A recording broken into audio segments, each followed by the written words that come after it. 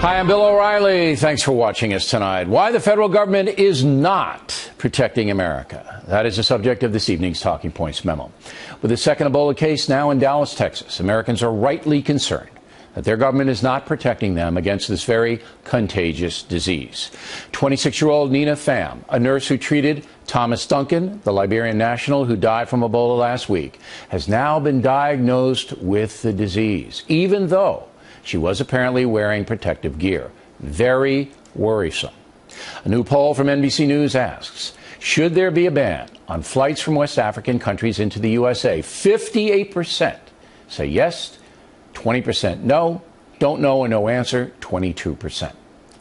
Talking Points has said from the beginning there is no compelling reason why West Africans should be admitted to the USA when there is an Ebola epidemic raging in that region. Think about it. Think about it.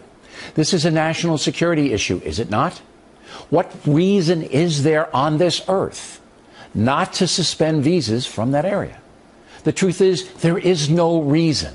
Just a bunch of excuse making.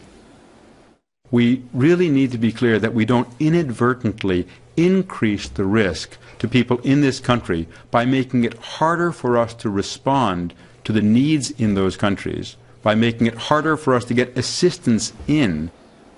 Total garbage. We have asked Dr. Frieden a number of times to appear on The Factor.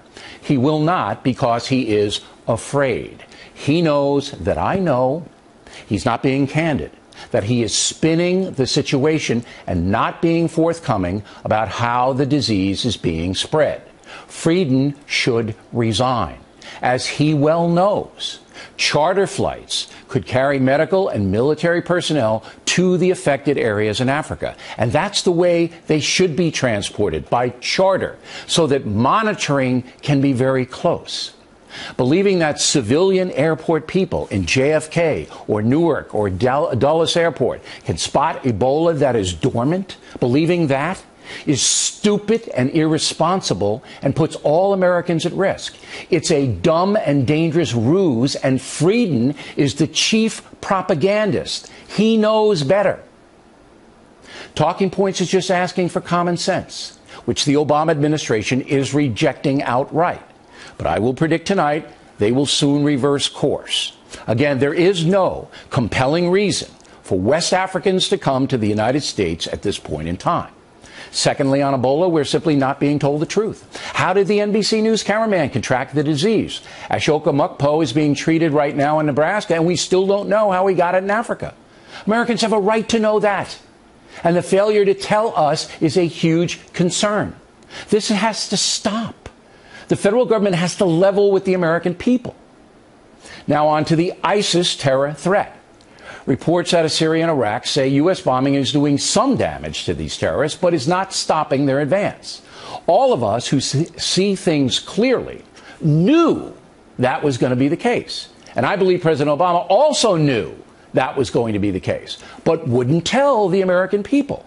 Instead, the president has created a myth that somehow a 60-nation coalition that is basically doing nothing is going to defeat ISIS. I mean, the Turkish army, part of the coalition, is 1 mile away from the terrorists, watching them slaughter civilians. And the Turkish army is doing nothing. Great coalition, Mr. President. Way to go. Summing up, the American people are not being told the whole truth by the Obama administration about two very important situations, and the BS has to stop. And that's a memo.